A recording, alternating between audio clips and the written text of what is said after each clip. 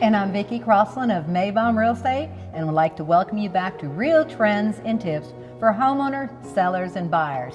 This week, we want to discuss a popular trend we have been seeing the past few years, especially on older and mid-century brick ranch homes all around town.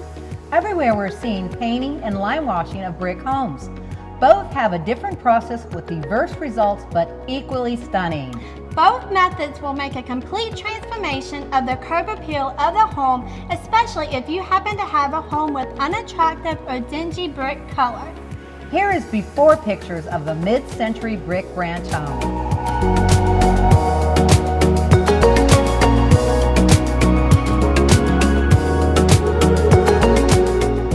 Now look at the results after lime washing and a few other exterior improvements.